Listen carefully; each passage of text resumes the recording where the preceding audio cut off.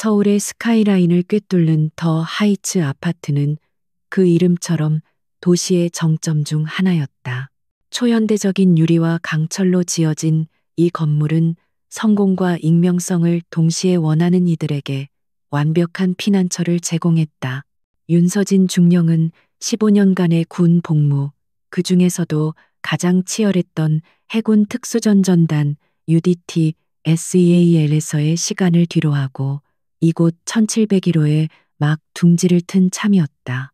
그녀는 전역자였다. 전설적인 지휘관이었지만 이제는 그저 평범한 민간인의 삶을 갈망하는 한 명의 여성이었다. 그녀의 아파트는 미니멀리즘 그 자체였다. 불필요한 장식은 없었고 모든 가구는 기능에 충실했다. 유일한 사치는 한강에 탁 트인 전경을 제공하는 거대한 통유리 창뿐이었다. 서진은 뜨거운 김이 오르는 녹차잔을 들고 창가에 섰다. 그녀의 시선은 저 멀리 흐릿하게 움직이는 도시의 동맥을 향했지만 그녀의 정신은 여전히 과거의 격전지에서 들려오는 포화 소리를 걸러내려 애쓰고 있었다. 평화는 그녀에게 아직 어색한 군복과도 같았다. 고요한 적응의 시간은 예상보다 빨리 깨졌다. 오후 3시 그녀가 일상의 리듬을 찾기 위해 간단한 스트레칭을 하던 중이었다. 아파트 1층 로비 입구, 고급스러운 대리석 기둥 옆에서 시끄러운 고성이 터져 나왔다. 처음에는 아이들의 장난이려니 했지만 곧이어 굵고 거친 목소리들이 섞여들었다. 욕설과 함께 누군가를 조롱하는 듯한 기분 나쁜 웃음소리였다. 서진은 눈살을 찌푸렸다. 서진은 운동복 차림 그대로 엘리베이터에 몸을 실었다. 1층에 도착하자마자 매캐한 담배 연기가 그녀의 코를 찔렀다. 로비 입구 자동문 바로 앞 명백한 금연 구역 표지판 아래에서 건장한 남자 대 6명이 진을 치고 있었다. 값비싼 슈트를 어설프게 걸친 그들은 영락없는 조직폭력배의 행색을 하고 있었다. 그들은 침을 뱉고 담배꽁초를 화단에 아무렇게나 비벼껐으며 오가는 입주민들에게 노골적인 시선을 던졌다. 한 중년 여성이 어린아이의 손을 잡고 그들 옆을 황급히 지나가려 할 때였다. 무리의 우두머리로 보이는 화려한 금목걸이를 한 남자가 아이를 향해 일부러 담배 연기를 길게 뿜었다. 아이가 콜록거리자 여성이 겁에 질린 얼굴로 죄송합니다.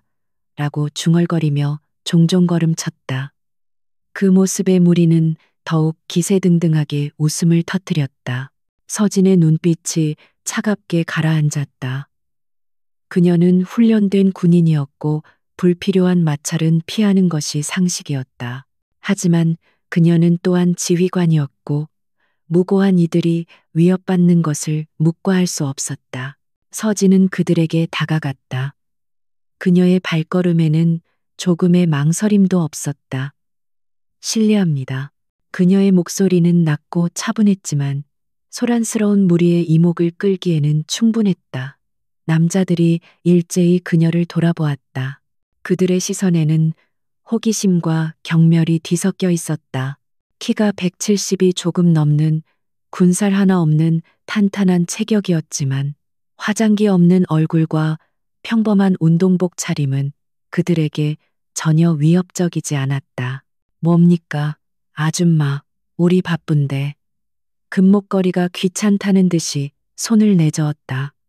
서진은 그의 눈을 똑바로 응시했다. 여기는 금연 구역입니다. 그리고 입주민들에게 위협적인 행동을 하고 계십니다.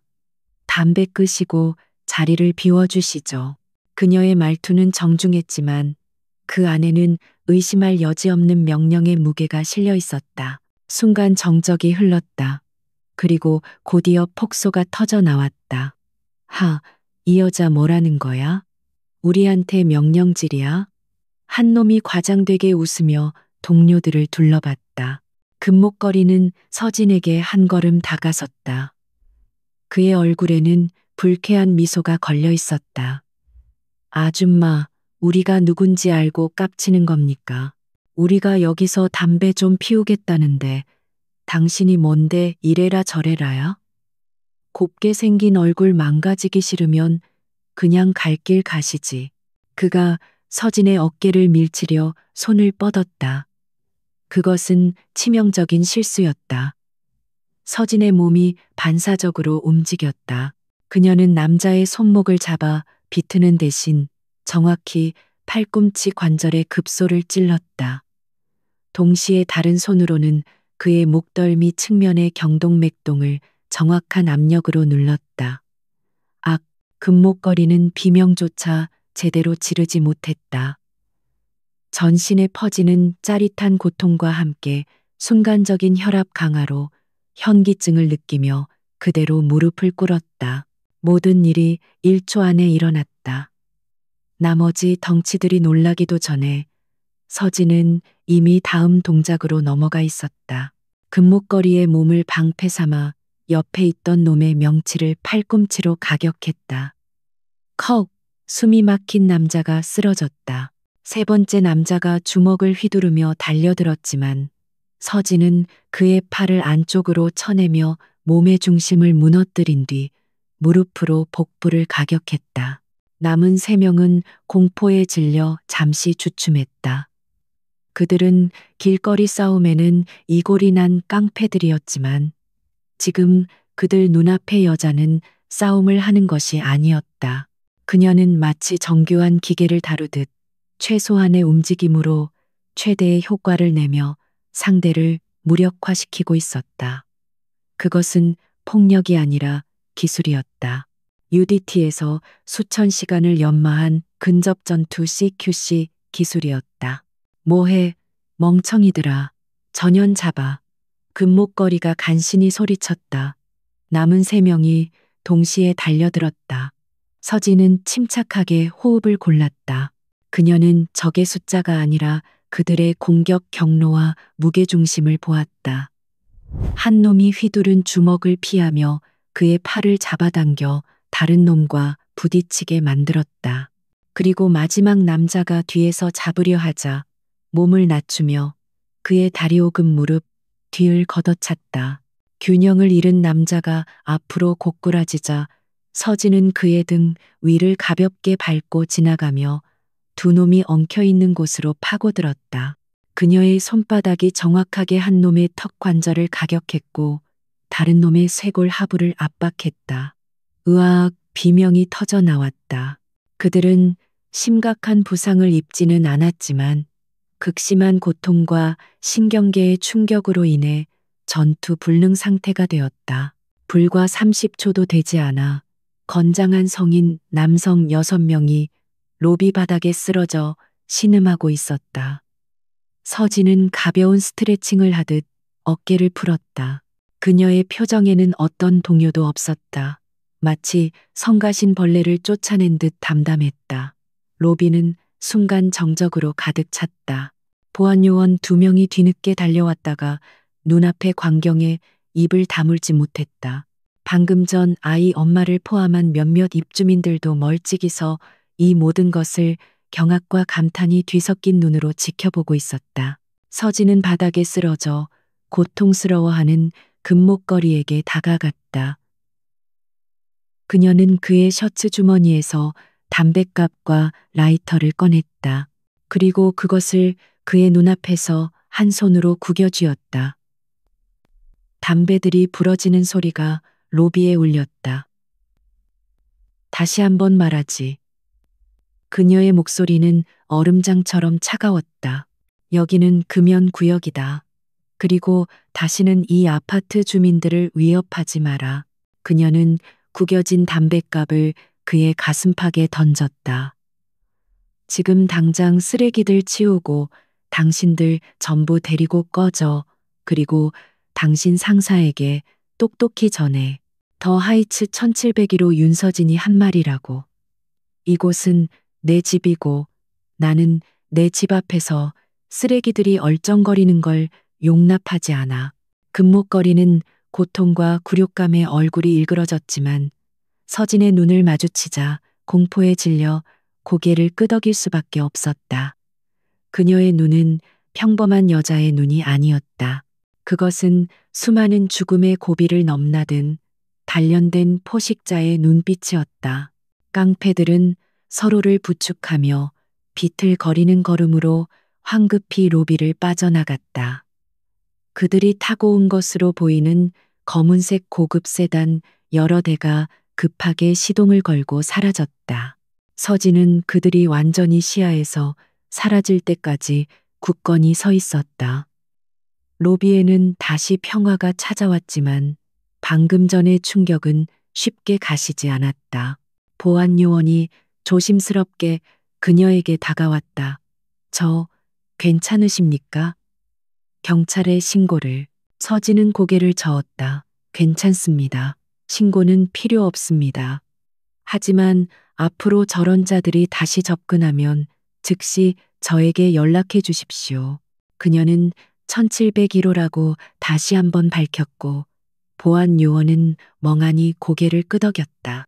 그녀는 방금 전 아이 엄마였던 여성에게 가볍게 목례를 하고 다시 엘리베이터로 향했다. 입주민들의 경외심 가득한 시선이 그녀의 등에 꽂혔다. 1701호로 돌아온 서진은 다시 창가에 섰다. 녹차는 이미 식어 있었다. 그녀는 한숨을 내쉬었다.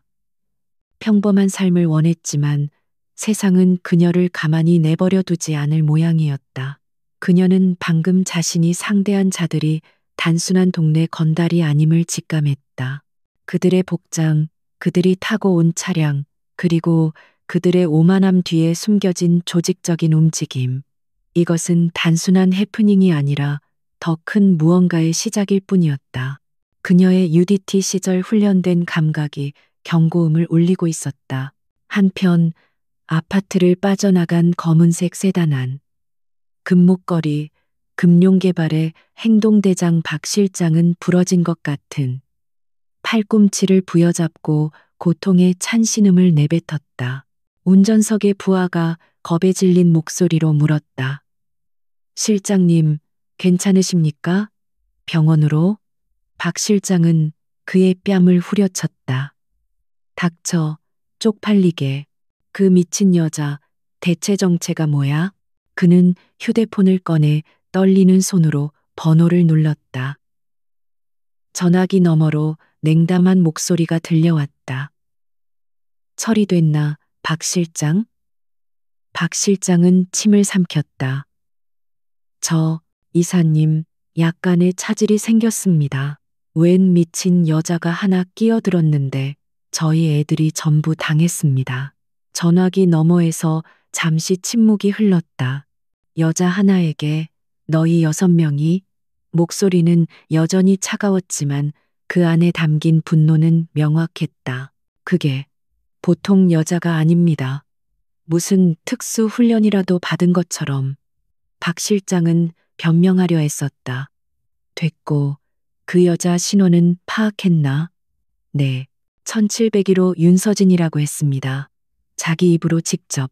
윤서진. 좋아. 일단 물러나. 이 일은 내가 직접 처리하지. 너희는 그 여자 얼굴이나 제대로 기억해도 조만간 다시 보게 될 테니까 아주 특별하게 말이야. 전화가 끊겼다. 박 실장은 휴대폰을 쥔 채 부들부들 떨었다. 고통 때문이 아니라 이사님이라는 자의 목소리에 담긴 살기 때문이었다. 더 하이츠를 둘러싼 검은 그림자가 이제 막 그 첫 번째 이빨을 드러내기 시작했다. 서진은 식어버린 차를 비우고 새로 물을 끓이기 시작했다. 그녀는 자신의 행동이 가져올 파장을 정확히 예측하고 있었다. 그들은 반드시 돌아온다. 더 강하게, 그리고 더 비열하게. 하지만 서진은 두렵지 않았다. 그녀는 평생을 괴물들과 싸워왔다. 은퇴가 그녀의 송곳니를 무디게 만들지는 못했다. 오히려 그녀는 지금 자신이 지켜야 할 새로운 영토를 발견했다. 이곳은 그녀의 집이었고 전쟁터에서 배운 유일한 교훈은 자신의 것을 지키기 위해서는 기꺼이 싸워야 한다는 것이었다. 그녀는 조용히 다가올 전투를 준비하기 시작했다. 서울 강남의 화려한 야경이 한눈에 내려다 보이는 금융개발 30층 회의실. 이사님으로 불린 남자 최민호 상무는 값비싼 이탈리아산 구두 끝으로 바닥을 까딱거리고 있었다. 그의 앞에는 팔에 깁스를 한 박 실장이 땀을 뻘뻘 흘리며 고개를 조아리고 있었다. 방 안에는 무거운 침묵과 값비싼 위스키 향이 감돌았다.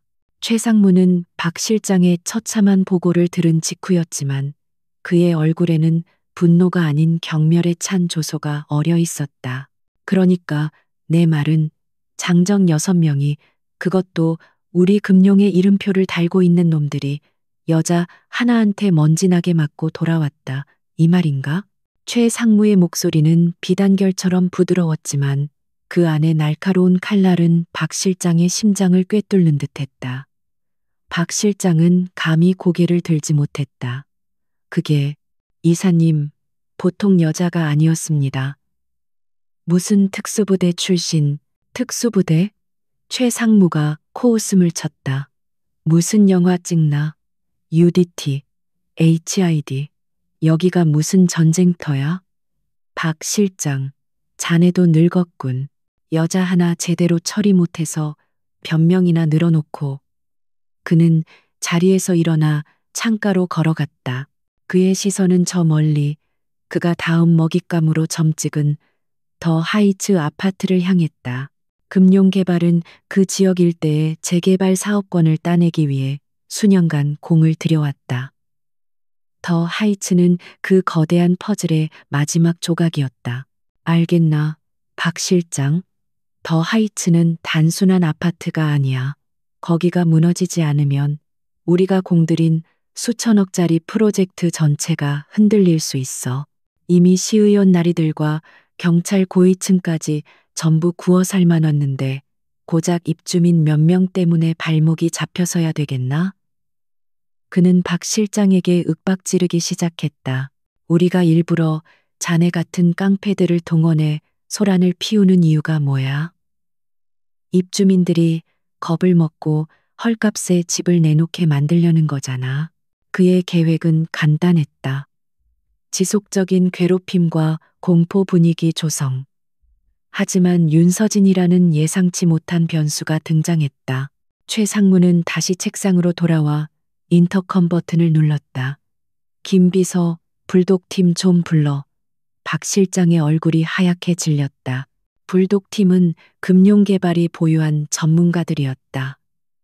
그들은 박 실장의 부하들처럼 어설픈 깡패들이 아니었다. 그들은 철거 현장에서 반대하는 시위대를 정리하고 완강히 버티는 세입자들의 집을 합법적으로 부수는데 특화된 자들이었다. 윤서진, 1701호. 최 상무는 메모지에 그 이름을 적으며 미간을 찌푸렸다. 아주 운이 좋은 여자거나 아니면 정말로 뭔가 믿는 구석이 있는 여자겠지. 어느 쪽이든 상관없어. 그는 박 실장을 쳐다보며 경멸스럽게 말했다. 자네 부하들은 당분간 근신이야. 그리고 자네는 병원이나 가봐. 꼴 보기 싫으니까. 박 실장은 굴욕감에 입술을 깨물었지만 90도로 허리를 숙이고 조용히 회의실을 빠져나갔다. 잠시 후 육중한 최고의 남자 3명이 회의실로 들어섰다. 그들은 박 실장 무리와는 분위기부터 달랐다. 검은색 작업복 차림에 얼굴에는 감정이 없었다. 그들의 리더로 보이는 남자는 이름처럼 불독을 닮은 험상궂은 인상이었다. 부르셨습니까, 이사님? 그래, 더 하이츠 1701호에 경고를 좀 하고 와야겠다. 최 상무는 위스키 잔을 채우며 말했다. 여자가 하나 사는데 아주 성가시게 구는군. 겁을 제대로 줘야 해. 어느 정도로 할까요? 불독이 무미건조하게 물었다. 죽이지 마. 아직은. 하지만 그 집에 다시는 발 붙이고 싶지 않게 만들어. 문을 부수든 집기류를 박살내든 그리고 확실한 메시지를 남겨 금룡에게 덤비면 어떻게 되는지. 최 상무는 사악한 미소를 지었다. 그는 윤서진이라는 여자가 이번 방문 이후 겁에 질려 도망치거나 적어도 다른 입주민들처럼 고개를 숙일 것이라 확신했다. 그는 그녀의 민간인 신상 기록만 확인했을 뿐 그녀의 군 경력은 알지 못했다. 그것은 그의 두 번째 치명적인 실수였다. 같은 시각 1701호의 윤서진은 평온을 되찾은 듯 보였지만 그녀의 정신은 그 어느 때보다 날카롭게 깨어 있었다. 그녀는 이미 보복을 예상하고 있었다. 전장에서의 경험은 적의 다음 움직임을 예측하는 것이 생존의 제1원칙임을 가르쳐 주었다. 그녀는 로비에서 소란을 피운 자들이 단순한 불량배가 아니라 조직적인 배후를 가진 자들임을 간파했다. 그리고 그들의 다음 목표는 자신을 본보기로 삼는 것일 터였다. 그녀는 즉시 자신의 아파트를 요새화하기 시작했다. 물론 외관상으로는 아무런 변화도 없었다. 그녀는 온라인으로 초소형 고성능 카메라 여러 대와 모션 감지 센서, 그리고 군용 등급의 도어록 시스템을 주문했다. 배송된 물품들을 받아든 그녀는 전문가용 공구 키트를 꺼내 들었다. 그녀는 UDT 시절 폭발물 처리 및 침투 장비 전문가이기도 했다. 서진은 현관문 디지털 도어록을 떼어내고 내부 회로를 개조한 뒤 훨씬 더 복잡한 자기장 및 지문 인식 시스템으로 교체했다. 그리고 현관문 위쪽 천장에 스프링클러 헤드 옆 복도 벽에 아주 작은 틈, 그리고 엘리베이터 홀을 마주보는 비상계단 표시 등 내부에 마이크로 카메라를 설치했다. 모든 카메라는 그녀의 개인 태블릿과 연동되어 24시간 감시 및 녹화가 가능했다. 그녀는 또한 문틀 내부에 얇은 강철판을 덧대어 외부 충격에 대한 저항력을 높였다. 그녀는 거실 테이블에 태블릿 여러 대를 펼쳐놓았다.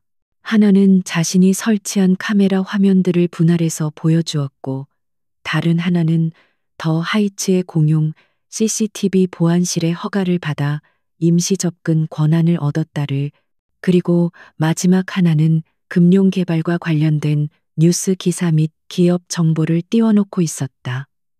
그녀는 적을 기다리는 것이 아니라 적을 분석하고 있었다. 그녀의 눈빛은 사냥감을 기다리는 암표범처럼 고요하고 치명적이었다. 이틀 뒤 새벽 2시 아파트 전체가 깊은 잠에 빠진 시간. 서진은 소파에 가만히 앉아 눈을 감고 있었지만 그녀의 감각은 예민하게 깨어 있었다. 그때 그녀의 태블릿 화면 중 하나가 깜빡였다. 엘리베이터 홀 카메라에 3명의 남자가 잡혔다. 그들은 아파트 유지보수 직원 복장을 하고 있었지만 그들의 손에 들린 것은 공구 가방이 아니라 육중한 쇠지렛대, 빠루와 유압식 문 개방기처럼 보이는 장비였다. 불독 팀이었다. 서진의 심박수는 조금도 변하지 않았다. 그녀는 태블릿의 녹화 버튼을 다시 한번 확인했다. 남자들은 17층 복도에 도착하자마자 능숙하게 복도 CCTV 카메라 렌즈에 검은색 테이프를 붙였다. 그들은 서진이 설치한 초소형 카메라들은 전혀 눈치채지 못했다. 불독이 부하들에게 손짓했다. 한 명이 1701호 현관문 도어록에 무언가를 꽂아 해체를 시도했다. 하지만 서진이 개조한 시스템은 반응하지 않았다. 젠장, 이 자물쇠 뭐야? 한 놈이 낮게 욕설을 내뱉었다. 그들의 목소리는 서진의 태블릿 스피커를 통해 선명하게 들려왔다. 불독이 그를 밀치고 직접 나섰다. 그 역시 몇 번 시도해 보더니 이내 포기하고 가방에서 쇠지렛대를 꺼내 들었다. 시간 없어. 그냥 뜯어내. 그들이 쇠지렛대를 문틈에 박아 넣고 힘을 주기 시작했다. 으득, 으드득. 금속이 비명을 지르는 소리가 복도에 울렸지만 서진이 보강한 문틀은 쉽게 열리지 않았다. 젠장, 안 열려. 이사님 말대로 보통 여자가 아니잖아. 그들이 당황하기 시작했다. 불독은 더욱 거칠게 쇠지렛대를 내리찍었지만 문은 굳건히 버텼다. 서진은 그들의 모습을 조용히 지켜봤다. 그녀는 그들의 무능함이 아니라 그들의 장비를 분석하고 있었다. 유압 개방기까지 가져온 것을 보면 단순한 협박이 아니라 확실한 침투 및 파괴 의도가 있었다. 그녀는 이 증거 영상이 나중에 매우 중요하게 쓰일 것임을 알았다. 몇 분간의 사투 끝에 불독은 문을 여는 것을 포기했다. 그의 자존심은 구겨질 대로 구겨졌다. 이런 시발. 그는 쇠지렛대를 바닥에 내던졌다. 그리고는 부하에게서 붉은색 레커 스프레이를 빼앗아 들었다. 그는 1701호의 하얀 현관문 위에 거칠게 글씨를 휘갈겼다. 죽고 싶지 않으면 당장 꺼져라. 그리고 그 옆에는 금룡이라는 두 글자를 크게 새겼다. 그들은 그것으로도 분이 풀리지 않는 듯 준비해온 강력 접착제를 열쇠 구멍과 도어록 틈새에 쏟아부었다. 문을 완전히 망가뜨려 그녀를 집 안에 가두거나 혹은 밖에서 들어오지 못하게 하려는 속셈이었다. 그들은 자신들의 작업 결과물을 휴대폰 카메라로 찍었다. 최 상무에게 보고할 증거 사진이었다. 가자. 이 정도면 알아들었겠지. 불독이 침을 퇴뱉고 엘리베이터 쪽으로 사라졌다. 복도에 다시 정적이 찾아왔다. 서진은 태블릿 화면에서 사라지는 그들의 뒷모습을 끝까지 지켜봤다. 그녀는 망가진 현관문을 바라보며 혀를 찼다. 아마추어들. 그녀의 목소리에는 두려움이나 분노가 아닌 차가운 실망감이 묻어났다. 그들은 고작 문 하나를 망가뜨리고 그녀에게 공포심을 주었다고 생각하겠지만 실상은 정반대였다. 그들은 서진에게 자신들의 얼굴, 목소리, 작업 방식, 그리고 금융 개발이라는 배우를 명확하게 드러내 주었다. 그들은 서진을 경고한 것이 아니라 서진에게 정보를 제공한 셈이었다. 서진은 태블릿에 녹화된 고화질 영상을 별도의 보안 서버로 즉시 백업했다. 그녀는 자리에서 일어났다. 방어는 끝났다. 이제 반격할 시간이었다. 그녀는 망가진 문을 수리할 생각 따위는 하지 않았다. 어차피 곧 다시 손님들이 닥칠 테니까. 다만 다음번에는 자신이 직접 환영 인사를 나가야겠다고 다짐했다. 날이 박자 1701호 현관문은 지난밤의 습격을 적나라하게 드러냈다. 붉은 레커로 휘갈긴 죽고 싶지 않으면 당장 꺼져라라는 문구는 조잡했지만 그 의도만큼은 명백했다. 열쇠 구멍과 디지털 도어록 틈새는 강력 접착제로 완전히 막혀버렸다. 윤서진은 태블릿을 든 채 망가진 문을 무감각하게 바라보았다. 그녀의 태블릿 화면에는 불독이라 불린 자, 마강식 팀장의 얼굴이 확대되어 있었다. 그녀는 밤새도록 영상을 분석했다. 그들의 목소리 톤, 장비, 그리고 작업 방식까지. 그들은 전문 파괴팀이었지만 침투 전문가는 아니었다. 그들의 주특기는 위협과 파괴였지 은밀한 작전이 아니었다. 서진은 자신의 대응이 그들을 다시 불러올 것이라 확신했다. 최상무라는 자는 박 실장의 실패에 이어 마강식 팀의 어설픈 경고에 만족하지 못할 터였다. 그는 본보기를 원했고 아직 얻지 못했다. 서진은 보안실에 연락해 현관문 파손 사실을 알리고 수리를 요청했다.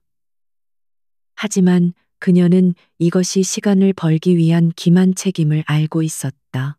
그녀는 아파트 내부 구조도를 머릿속에 다시 한번 그렸다.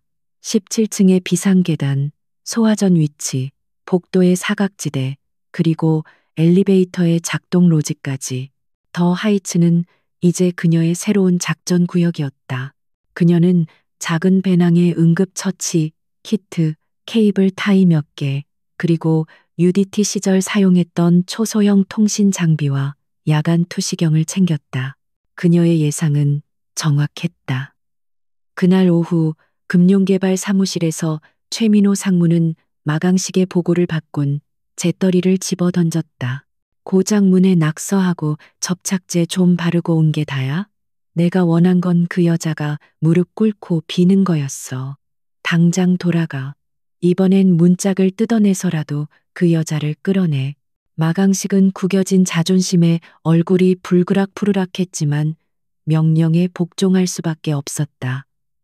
그들은 이번에야말로 확실히 끝장내기로 결심했다. 저녁 8시. 아파트가 저녁 식사와 휴식으로 가장 분주할 시간이지만 17층은 이상하리만치 조용했다. 마강식과 그의 부하 2명은 다시 17층에 내렸다. 이번에는 작업복이 아닌 평상복 차림이었지만 그들의 가방은 유압식 휴대용 램, 레이머와 해머드릴로 불룩했다. 그들은 복도 CCTV에 다시 테이프를 붙였다. 그러나 그들은 서진이 설치한 다른 카메라들은 여전히 눈치채지 못했다. 그들이 1701호 앞에 섰을 때 이상한 점을 발견했다. 망가졌던 현관문이 열려 있었다. 아주 살짝 틈이 벌어져 있었다. 마강식은 부하들과 눈빛을 교환했다. 함정인가? 아니면 여자가 겁을 먹고 도망치려다만 것인가? 그의 오만함이 후자를 선택했다. 역시 겁먹고 튀었군. 들어가서 싹 다 부숴버려. 마강식이 앞장서서 문을 거칠게 밀어젖혔다. 문이 활짝 열리며 어두운 실내가 드러났다. 그들이 한 발짝 안으로 들어서는 순간이었다. 지금이다. 서진의 나지막한 목소리가 복도 스피커 서진이 비상벨 시스템에 연결한 들 통해 울렸다. 동시에 17층 복도와 비상계단의 모든 조명이 일제히 꺼졌다. 완벽한 암흑이었다. 뭐야. 부하들이 당황해서 소리쳤다. 마강식은 즉시 휴대폰을 꺼내 플래시를 켜려 했지만 그보다 빨랐다. 어둠 속에서 유령처럼 나타난 서진이 마강식의 손목을 꺾어 휴대폰을 빼앗아 바닥에 내동댕이 쳤다. 동시에 그녀의 무릎이 마강식의 복부를 깊숙이 찔렀다. 컥! 마강식이 숨을 헐떡이며 뒤로 물러섰다. 그는 칠흑 같은 어둠 속에서 아무것도 볼 수 없었지만 상대는 자신을 정확히 보고 있었다. 서진은 야간 투시경을 착용하고 있었다. 빌어먹을 불 켜 한 놈이 비상계단 쪽으로 달려가 스위치를 찾으려 했다. 하지만 그곳은 서진이 선택한 2번째 사냥터였다. 비상계단 문을 열고 들어서는 순간 미리 설치해둔 얇은 와이어에 발이 걸려 넘어졌다. 그가 균형을 잃고 콘크리트 바닥에 엎어지자마자 서진이 그의 등 위로 내려앉아 목의 경동맥을 정확히 압박했다. 단 몇 초 만에 남자는 의식을 잃고 축 늘어졌다. 이제 남은 것은 1명. 그는 공포에 질려 복도에서 소리를 질렀다. 강식이 형, 어디 있어? 이 미친. 그의 목소리는 엘리베이터 문이 열리는 소리에 묻혔다. 그는 본능적으로 그 빛을 향해 도망치려 했다. 그가 엘리베이터에 막 탑승하려는 순간 안쪽에서 기다리고 있던 서진이 그의 멱살을 잡아채 안으로 끌어당겼다. 으악, 엘리베이터 문이 닫혔다. 서진은 엘리베이터 비상 정지 버튼을 눌렀다. 좁고 폐쇄된 공간. 남자는 공포에 질려 주먹을 휘둘렀지만 서진은 그의 공격을 가볍게 피하며 팔을 잡아 비틀었다. 아악, 팔, 부러져. 서진은 그의 팔을 등 뒤로 꺾어 제압한 뒤 케이블 타이로 손목을 단단히 결박했다. 그녀는 남자의 귀에 속삭였다. 조용히 해. 죽고 싶지 않으면. 남자는 고통과 공포에 질려 격렬하게 고개를 끄덕였다. 서진은 의식을 잃은 비상계단의 부하도 케이블 타이로 묶었다. 이제 마지막 마강식이었다. 그는 복부의 충격에서 간신히 회복해 벽에 기대어 거친 숨을 몰아쉬고 있었다. 서진은 복도 조명을 다시 켰다. 갑작스러운 빛에 마강식이 눈을 가늘게 떴다. 그의 눈앞에는 상처 하나 없이 멀쩡한, 그러나 야간 투시경을 머리 위로 올린 채 자신을 차갑게 내려다보는 서진이 서 있었다. 내 놈들 상사, 최민호라고 했나? 서진이 낮게 물었다. 마강식은 대답 대신 욕설을 내뱉으며 달려들려 했지만 다리가 풀려 비틀거렸다.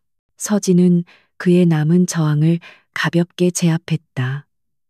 그녀는 마강식의 어깨를 발로 밟아 바닥에 고정시켰다. 내 놈들의 오만함이 이를 그르친 거야. 아마추어처럼 장비 자랑이나 하고 증거는 잔뜩 남기고. 서진은 몸을 숙여 마강식의 옷깃을 움켜쥐었다. 그리고 그가 눈치채지 못하도록 옷깃 안쪽의 라벨 뒤에 초소형 GPS 추적 장치를 부착했다. 그녀가 군에서 사용하던 최신형 장비였다. 최민호에게 전해. 다음은 네 차례라고. 그녀는 마강식 역시 케이블 타이로 꼼꼼하게 결박했다. 3명의 전문가들은 이제 무력한 포로가 되어 복도 바닥에 널브러졌다. 서진은 1701호로 돌아왔다. 그녀가 열어둔 현관문은 사실 미끼였다. 그녀는 이미 아침에 비상계단을 통해 밖으로 나가 있었고 모든 상황을 복도와 엘리베이터에 설치한 추가 카메라로 지켜보고 있었다. 그들이 들어간 1701호 안에는 아무것도 없었다. 그녀는 태블릿을 들어 모든 것이 완벽하게 녹화되었음을 확인했다. 그들의 침입 시도, 불법 무기, 유압램, 그리고 그들의 대화 내용까지. 그제야 서진은 경찰에 신고했다. 1701호 입주민입니다. 괴한 3명이 주거 침입을 시도하다가 제가 제압했습니다. 현관 앞 복도에 묶어두었으니 수거해 가시죠. 그녀의 목소리는 방금 치열한 전투를 치른 사람이라고는 믿기지 않을 만큼 평온했다. 15분이 지났을까? 순찰차 2대가 수상할 정도로 느리게 도착했다. 경찰관 2명이 엘리베이터에서 내렸다. 그들은 복도에 널브러진 마강식 일당을 보곤 놀라긴 했지만 그들의 첫 반응은 피해자인 서진을 안심시키는 것이 아니었다. 한 경찰관이 마강식의 얼굴을 알아보고는 당황한 기색을 감추지 못했다. 이거 마 팀장 아니야? 금융개발. 2 경찰관은 서로 눈빛을 교환했다. 그들은 서진에게 다가와 형식적인 질문을 던졌다. 이분들을 선생님 혼자서 제압하셨다고요? 어떻게 된 일입니까? 그들의 말투에는 존경심이 아닌 의심과 곤란함이 섞여 있었다. 서진은 준비한 대로 진술했다. 정당 방위였습니다. 이들이 제 집에 강제로 침입하려 했습니다. 그녀는 마강식 일당이 남긴 붉은 레커의 현관문을 가리켰다. 경찰들은 마강식 일당을 거칠게 일으켜 세웠다. 그들은 서진에게 추가 진술을 위해 경찰서까지 동행해 달라고 요청했지만 그 태도는 어딘가 모르게 위압적이었다. 서진은 태블릿을 들어 보였다. 제 모든 진술은 여기에 녹화된 영상으로 대체하겠습니다. 변호사를 통해 제출하죠. 저는 제 집에서 안정을 취해야겠습니다. 경찰들은 서진의 단호한 태도와 그녀가 든 태블릿 증거 앞에서 더 이상 강요하지 못했다. 그들은 마강식 일당을 끌고 가다시피 엘리베이터로 향했다. 엘리베이터 문이 닫히기 직전 마강식은 서진을 향해 증오에 찬 눈빛을 보냈다. 서진은 그저 묵묵히 그를 바라볼 뿐이었다. 경찰들의 늦장 대응과 마강식을 대하는 태도. 모든 것이 서진의 의심, 즉 경찰 내부의 부패가 금융개발과 연결되어 있음을 확신하게 만들었다. 경찰들이 마강식 일당을 연행해 간 후 17층 복도에는 다시 정적이 찾아왔다. 하지만 이 정적은 평화가 아닌 폭풍전의 고요함과 같았다. 윤서진은 부서진 현관문을 임시로 걸어 잠갔지만 그녀의 진짜 방어선은 이미 아파트 밖 도시 전체로 확장되고 있었다. 경찰들의 미심쩍은 태도, 마강식을 알아보는 듯한 눈빛, 그리고 피해자인 자신을 대하는 묘한 압박감. 이 모든 것이 하나의 가설을 확신으로 바꾸고 있었다. 그들은 금융개발과 한통속이었다. 서진은 거실 중앙에 놓인 고성능 노트북을 열었다. 화면에는 서울의 상세한 디지털 지도가 펼쳐졌고 그 위를 붉은 점 하나가 천천히 이동하고 있었다. 그녀가 마강식의 옷깃에 부착한 초소형 GPS 추적기였다. 그녀의 예상대로 경찰차는 마강식 일당을 태우고 관할 경찰서로 향했지만 그곳에서 머문 시간은 고작 30분도 되지 않았다. 조사라고 부르기에도 민망한 시간이었다. 붉은 점은 경찰서를 나와 곧장 강남의 한복판, 거대한 오피스 빌딩으로 향했다. 금룡타워, 금융개발의 본사였다. 마강식은 체포된 것이 아니라 보고를 하러 간 것이었다. 서진의 입가에 차가운 미소가 걸렸다. 이제 단순한 괴롭힘이나 주거 침입 사건이 아님을 명백히 깨달았다. 이것은 조직적인 범죄였고 공권력이 비호하고 있었다. 그녀는 혼자서 이 거대한 네트워크를 상대할 수 없음을 알았다. 그녀는 보안 회선이 적용된 위성 전화기를 꺼내 들었다. 그녀가 군을 떠날 때 유일하게 반납하지 않은 비공식적인 물품이었다. 그녀는 짧은 번호를 눌렀다. 신호음이 몇 번 울린 뒤 낮고 기민한 목소리가 들려왔다. 네, 말씀하십시오. 고스트, 나다. 서진의 목소리에 전화기 너머의 남자는 순간 호흡을 멈췄다. 대장님? 정말 대장님이십니까? 고스트, 본명 강지훈 소령. 그는 현역 사이버 사령부 최고의 화이트 해커이자 UDT 시절 서진의 팀에서 정보 분석 및 전자전을 담당했던 부하였다. 그는 서진을 단순한 상관 이상으로 생명의 은인처럼 따랐다. 그래, 사적인 부탁이 하나 있다. 금융개발이라는 회사, 그리고 최민호 상무라는 인물에 대해 알아봐줘. 표면적인 것 말고 그 밑에 숨겨진 모든 것을. 강지우는 질문하지 않았다. 알겠습니다. 필요한 시간 30분. 찾아서 보안 채널로 전송하겠습니다. 전화가 끊겼다. 서진은 그의 능력을 의심하지 않았다. 강지우는 디지털 세계의 유령이었고 그가 뚫지 못하는 방화벽은 거의 없었다. 30분 후 그녀의 암호화된 태블릿으로 방대한 양의 데이터가 쏟아져 들어오기 시작했다. 강지훈이 보낸 자료는 충격적이었다. 금융개발은 표면적으로는 성공한 중견 건설사였지만 그 자금 흐름은 수십 개의 유령 회사를 거치며 검은 돈을 세탁하고 있었다. 그리고 그 모든 것의 정점에는 최민호 상무가 아닌 양동철 회장이라는 인물이 있었다. 양동철. 사진 속 그는 인자한 기업가처럼 보였지만 그의 이력은 온갖 불법과 탈법으로 얼룩져 있었다. 그는 조폭으로 시작해 건설업으로 신분 세탁에 성공한 인물이었다.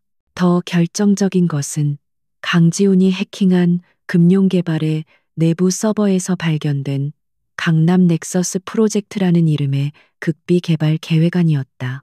그것은 더 하이츠 아파트 부지를 포함한 일대 전체를 허물고 서울 최대 규모의 복합 상업단지를 건설하려는 거대한 계획이었다. 그리고 그 계획의 걸림돌은 단 하나, 재개발에 동의하지 않고 버티는 더 하이츠의 입주민들이었다. 서진은 이제 그들이 왜 그렇게 필사적으로 주민들을 괴롭혔는지 완벽하게 이해했다. 데이터 안에는 금융개발에서 관할 구청 공무원들과 심지어 관할 경찰서 서장에게 정기적으로 흘러들어간 뇌물 내역까지 포함되어 있었다. 서진은 마강식이 왜 그렇게 빨리 풀려났는지, 경찰들이 왜 자신을 의심스러운 눈초리로 쳐다봤는지 깨달았다. 이곳은 이미 적의 영토 한복판이었다. 그녀는 두 번째 전화를 걸었다. 이번에는 낡은 공중전화가 어울릴 법한 구식 형사에게였다. 박 반장님, 오랜만입니다. 윤서진입니다.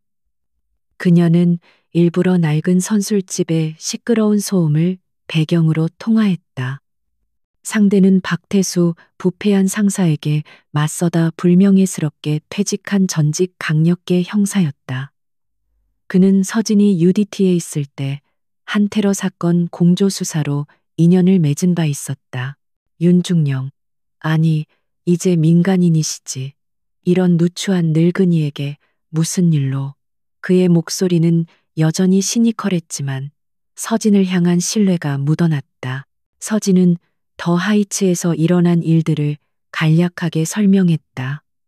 깡패들의 소란, 현관문 파괴, 그리고 경찰의 반응까지. 박태수는 긴 한숨을 내쉬었다. 양동철이군. 그 독사 새끼. 아직도 그 짓거리를 하고 다닐 줄 알았지.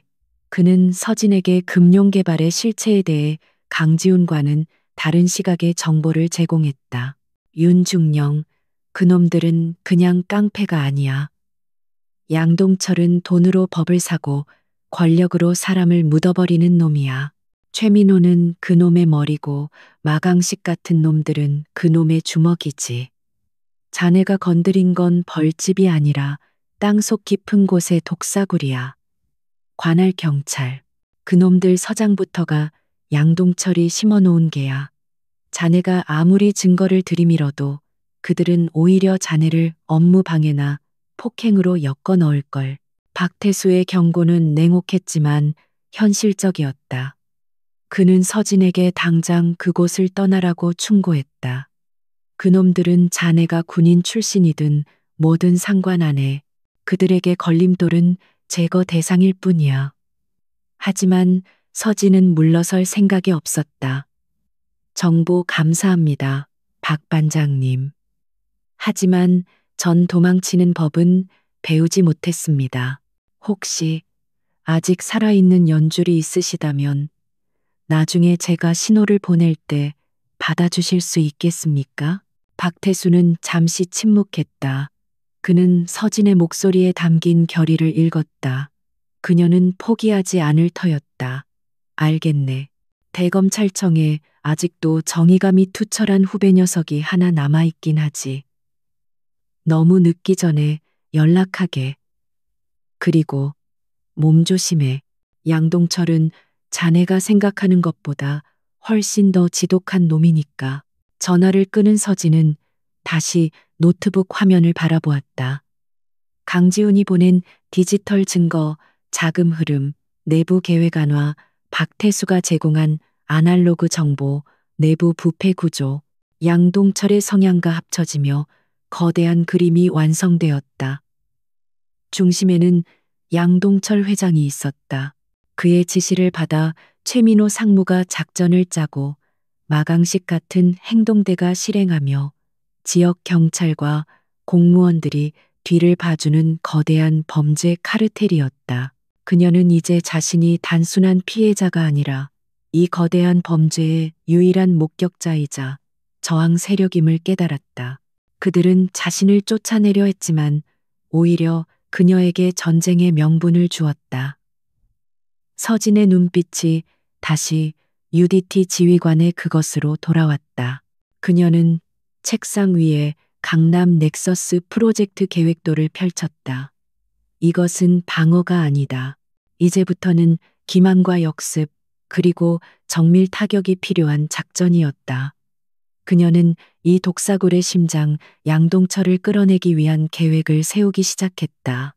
금융개발 50층, 양동철 회장의 펜트하우스, 집무실은 도시의 소음이 닿지 않는 하늘 위 성체였다.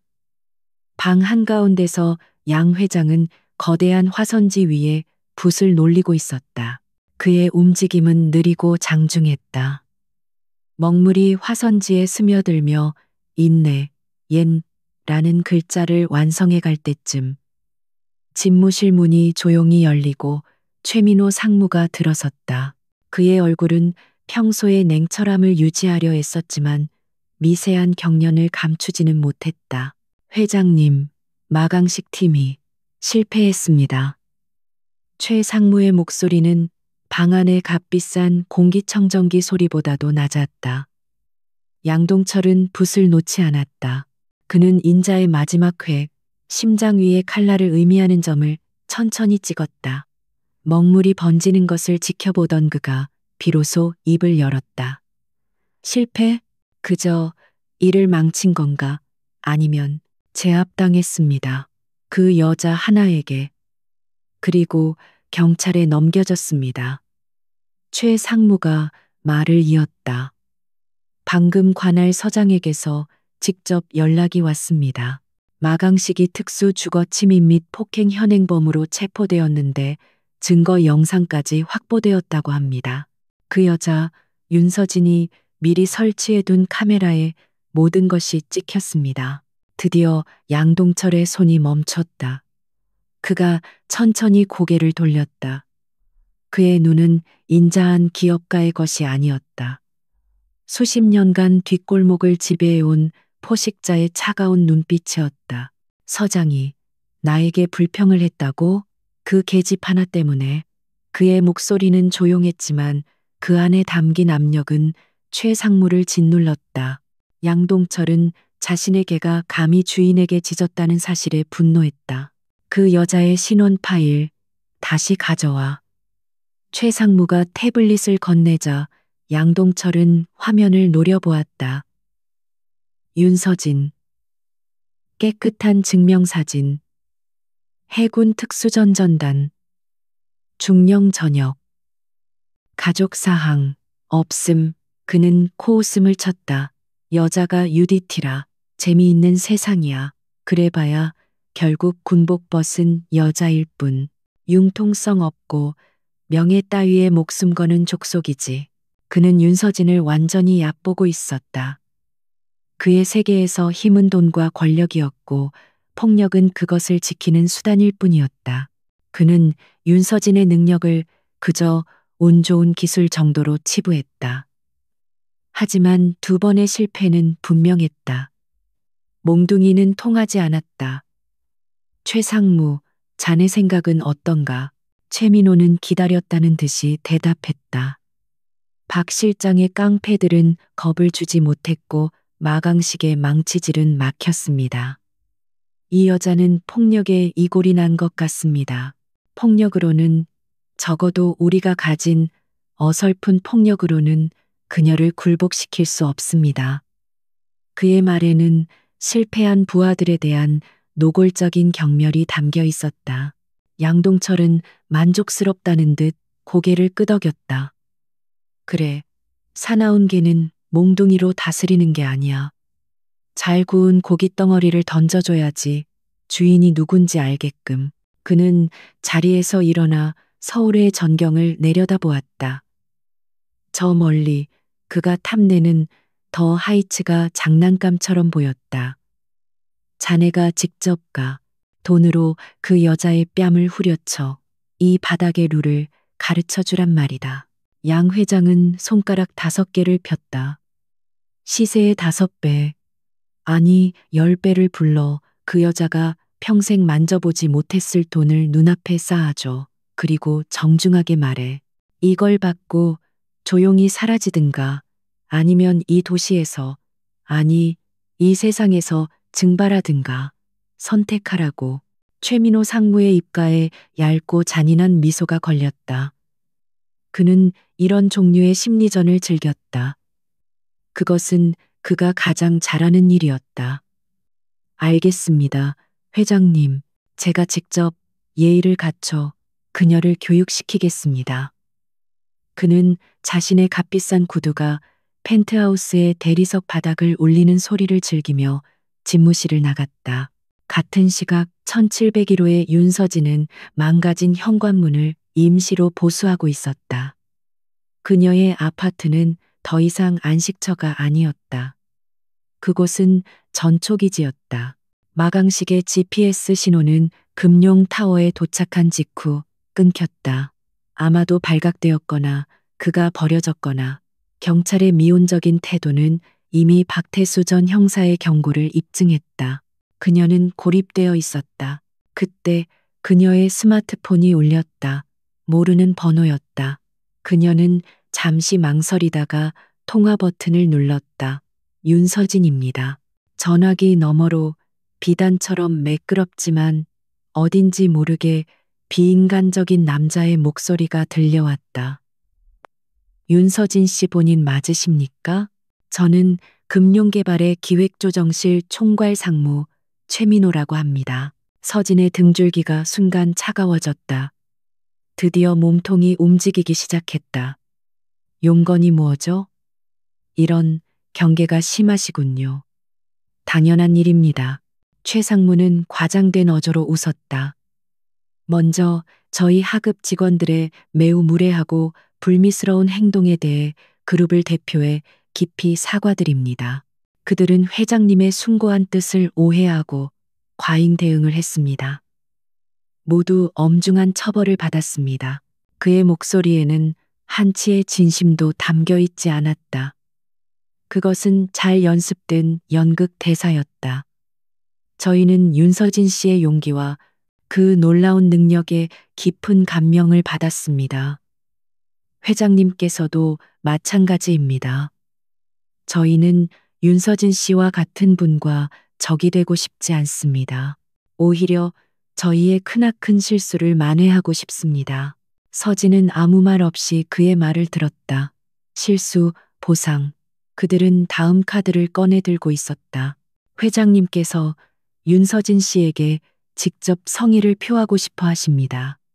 괜찮으시다면 제가 내일 직접 뵙고 저희의 진심 어린 사과와 함께 아주 파격적인 제안을 드리고자 합니다. 제안이라고요. 서진이 되뇌었다. 그렇습니다. 아마 윤서진 씨의 남은 평생을 보장할 수 있는 제안이 될 겁니다. 최민호의 목소리에는 이제 노골적인 자신감이 넘쳤다. 그는 돈으로 사지 못할 것은 없다고 믿는 자였다. 좋습니다. 언제, 어디로 가면 됩니까? 서진은 망설임 없이 대답했다. 최민호는 그녀의 즉각적인 수락에 잠시 놀란 듯 했지만 이내 만족스러운 어조로 말했다. 역시 현명하십니다. 내일 정오 엠페러 호텔 30층 스카이라운지에서 뵙겠습니다. 저희가 편안하게 모실 수 있도록 준비해 두겠습니다. 전화가 끊겼다. 서진은 휴대폰을 내려놓았다. 엠페러 호텔. 서울에서 가장 비싸고 사치스러운 장소 중 하나. 양동철과 최민호는 자신들의 부와 권력을 과시하며 그녀를 심리적으로 압박할 생각이었다. 그들은 그녀가 돈에 눈이 멀거나 그들의 위세에 눌릴 것이라 착각하고 있었다. 그녀는 즉시 보안 회선으로 고스트 강지훈에게 연락했다.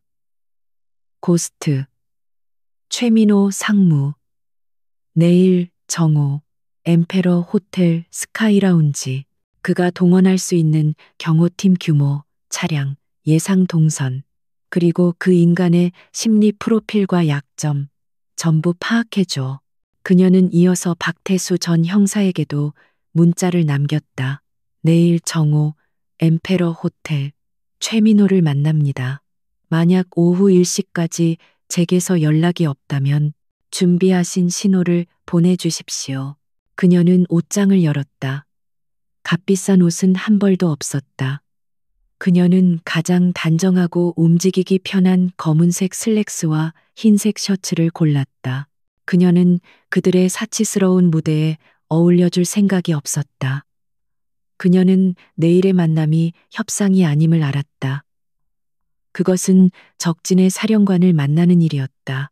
그리고 그녀는 언제나처럼 완벽하게 준비된 상태로 전장에 나갈 터였다. 엠페러 호텔 30층 스카이라운지는 구름 위에 떠 있는 궁전과도 같았다. 통유리창 너머로 서울의 전경이 거대한 파노라마처럼 펼쳐졌고 실내에는 나지막한 클래식 음악과 함께 값비싼 커피 향이 감돌았다. 이곳의 공기는 지상의 그것보다 훨씬 더 비싸고 희박하게 느껴졌다. 윤서진은 약속 시간 정확히 12시에 라운지 입구에 들어섰다. 그녀의 복장은 이곳의 호화로움과는 이질적이었다. 잘 다려진 흰색 셔츠와 검은색 슬랙스, 화장기 없는 얼굴. 그녀는 관광객이라기엔 너무 침착했고 비즈니스맨이라기엔 너무 단출했다. 최민호 상무는 이미 창가 가장 좋은 자리에 앉아 있었다. 완벽하게 재단된 다크 네이비 슈트에 반짝이는 구두. 그는 서진을 발견하자 자리에서 일어나 과장된 미소를 지어 보였다. 윤서진 씨, 기다리고 있었습니다. 이쪽으로 앉으시죠. 그의 양옆으로 조금 떨어진 곳에 검은 정장을 입은 두 명의 남자가 미동도 없이 서 있었다. 박 실장의 깡패들이나 마강식의 철거반과는 질적으로 달랐다. 그들은 완벽한 자세로 서 있었고 시선은 라운지 전체를 훑으며 잠재적 위협을 경계하고 있었다. 서진은 그들을 힐끗 보았다. 용병 출신이거나 최소한 특수부대 경호팀이군. 그녀는 그들의 자세와 시선 처리, 그리고 정장 안으로 살짝 드러난 근육의 윤곽만 보고도 그들의 수준을 간파했다. 그녀는 태연하게 최 상무의 맞은편 의자에 앉았다. 웨이터가 다가와 물을 따랐지만 그녀의 시선은 최민호의 눈동자에 고정되어 있었다. 다시 한번 저희 직원들의 불미스러운 일에 대해 사과드립니다. 최 상무가 입을 열었다. 그는 마치 자비로운 주인이 길 잃은 양을 대하듯 하는 말투였다. 회장님께서는 윤서진 씨의 용기를 높이 사셨습니다. 그래서 작은 성의를 표하고 싶어 하셨죠. 그는 테이블 아래에서 묵직해 보이는 검은색 하드 케이스 서류 가방을 꺼내 테이블 위로 밀었다. 가방은 소리 없이 미끄러져 서진의 앞에 멈췄다. 열어보시죠. 최 상무가 턱짓했다. 서진은 가방을 쳐다보지도 않았다. 그녀의 시선은 여전히 최민호의 얼굴에 머물러 있었다. 최 상무는 잠시 머쓱해졌지만 이내 자신이 직접 가방에 잠금 장치를 풀었다. 찰칵 소리와 함께 뚜껑이 열렸다. 안에는 5만 원권 지폐가 빈틈없이 채워져 있었다. 일반인이 평생 만져보기 힘들 정도의 현금 다발이었다. 20억입니다. 현금으로요. 최 상무가 속삭이듯 말했다.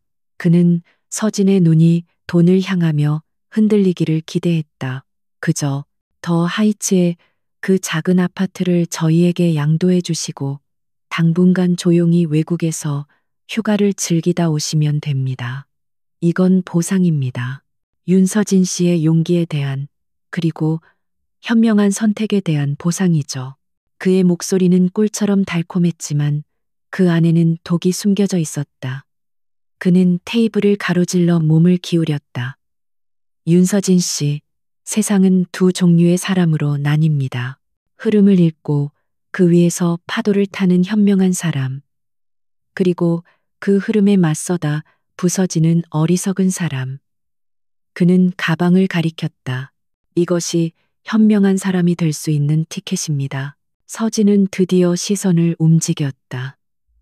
하지만 돈다발이 아닌 최민호의 넥타이 핀을 향했다. 흐름이라. 그녀가 나지막이 입을 열었다. 그녀의 목소리는 조금의 동요도 없었다. 최 상무님은 당신들이 강남 넥서스 프로젝트라고 부르는 그 불법적인 흐름을 말씀하시는 겁니까? 순간 최민호의 미소가 굳었다. 그의 눈동자가 가늘어졌다. 무슨 말씀을 하시는지 모르겠군요. 모르실 리가요.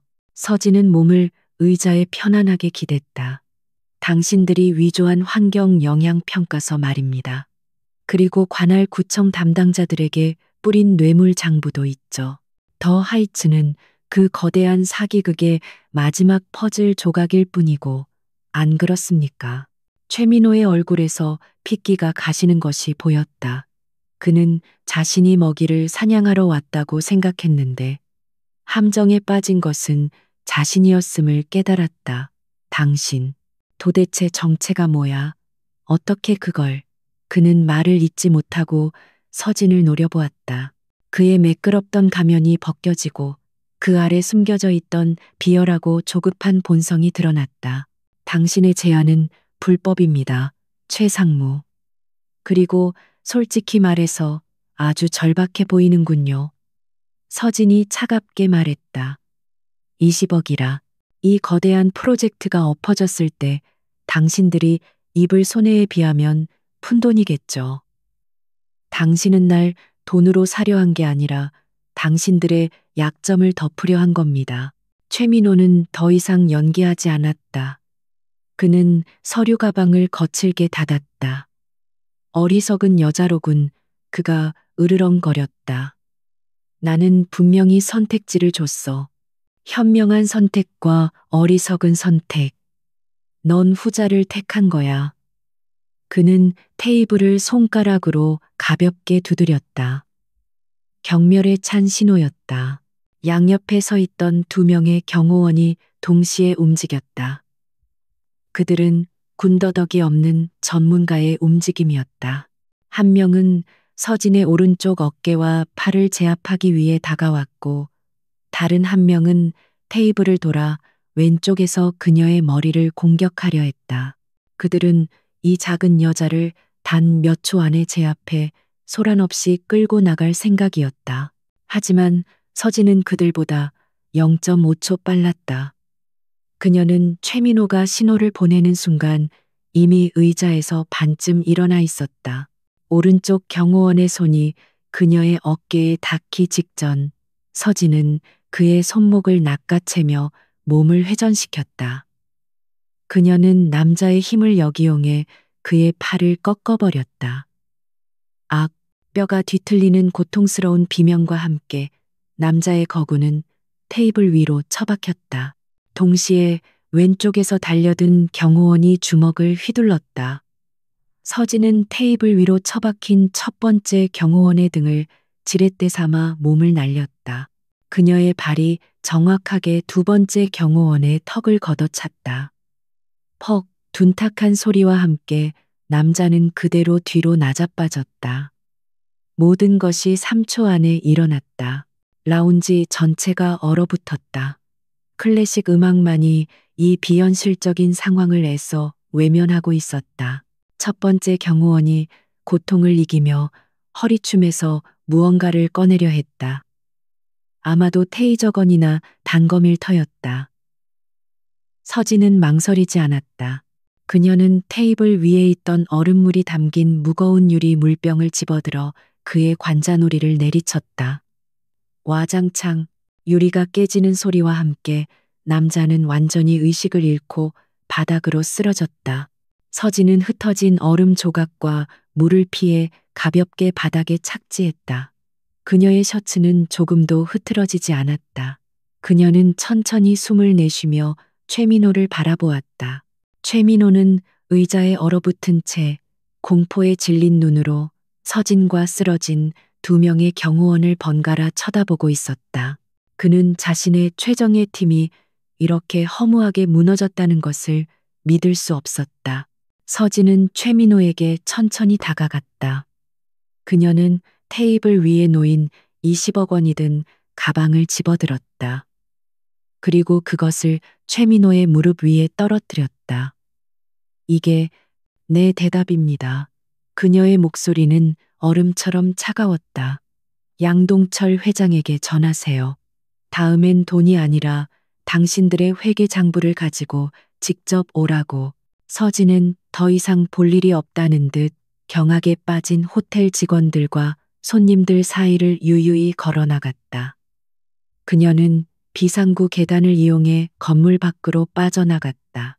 30층 스카이라운지에는 값비싼 위스키보다 더 독한 굴욕감과 공포에 질린 최민호 상무, 그리고 2명의 전문가만이 쓰러진 채 남아 있었다. 최민호는 떨리는 손으로 휴대폰을 꺼냈다. 그는 양동철 회장에게 이 재앙을 보고해야 했다. 그는 이제야 깨달았다. 그들이 건드린 것은 평범한 여자가 아니었다. 그것은 잠자던 용이었다. 양동철 회장의 펜트하우스 집무실은 최민호 상무가 겪은 굴욕의 현장 보고로 인해 얼음장처럼 차가워졌다. 양 회장은 더 이상 붓을 들지 않았다. 그가 아끼던 벼루가 벽에 부딪혀 산산조각 나 있었고 값비싼 먹물이 최고급 실크 벽지를 검게 물들였다. 최민호는 감히 상사의 분노를 정면으로 마주하지 못하고 고개를 숙인 채 서 있었다. 그의 완벽했던 슈트는 흐트러져 있었고 얼굴에는 경외심이 아닌 공포가 서려 있었다. 회계 장부를 가져오라고? 양동철이 으르렁거렸다. 그의 목소리는 더 이상 인자한 기업가의 것이 아니었다. 수십 년간 억눌러왔던 뒷골목 맹수의 포효였다. 그 계집이 감히 내 금고를 언급했단 말인가. 그는 최민호의 멱살을 움켜쥐었다. 내 놈의 정의 경호팀은 뭘 했나. 여자 하나를 제압 못해. 이 쓸모없는 놈. 최민호는 쇳소리가 섞인 목소리로 간신히 대답했다. 회장님, 그 여자는 괴물입니다. 사람이 아닙니다. 그녀는 우리가 강남 넥서스 프로젝트와 위조된 서류들에 대해 알고 있었습니다. 돈이 목적이 아닙니다. 이 말은 불난 집에 기름을 부은 격이 되었다. 양동철은 최민호를 바닥에 내동댕이 쳤다. 그는 이제 윤서진이 단순한 걸림돌이 아니라 자신의 제국 전체를 무너뜨릴 수 있는 폭탄임을 깨달았다. 양동철은 책상 위에 인터컴을 눌렀다. 그는 최민호가 아닌 자신의 비서실 깊숙한 곳에 숨겨진 또 다른 라인을 호출했다. 그림자, 준비해. 전화기 너머에서는 아무런 대답도 들려오지 않았다. 오직 희미한 정적만이 수락의 의미를 대신했다. 그림자는 금융개발의 직원이 아니었다. 그는 양동철이 수십 년간 가장 더러운 일을 처리하기 위해 고용한 존재하지 않는 인물이었다. 전직 정보사 출신의 암살 전문가였다. 최 상무, 양 회장이 숨을 골랐다. 그의 눈은 다시 차가운 이성을 되찾았지만 그 안의 살기는 더욱 깊어졌다. 자네는 당분간 물러나 있어. 그리고 자네가 실패한 사실을 다른 이들이 알게 하지 마. 알겠나? 그는 최민호를 불신하기 시작했다. 그림자가 그 여자를 처리할 것이다. 영원히. 그는 윤서진을 제거하기로 결정했다. 수단과 방법을 가리지 않고 이번에야말로 확실하게. 같은 시각 1701호로 돌아온 윤서진은 더 이상 방어 태세를 취하고 있지 않았다. 그녀의 아파트는 완벽한 야전 지휘소로 변해 있었다. 그녀는 호텔에서 돌아오자마자 샤워를 마치고 새로운 전투복이라 할 수 있는 검은색 카고 바지와 기능성 셔츠로 갈아입었다. 그녀의 노트북에는 강지훈, 소령, 고스트, 이 실시간으로 업데이트하는 금융개발의 내부 통신망 감청 내용이 떠 있었다.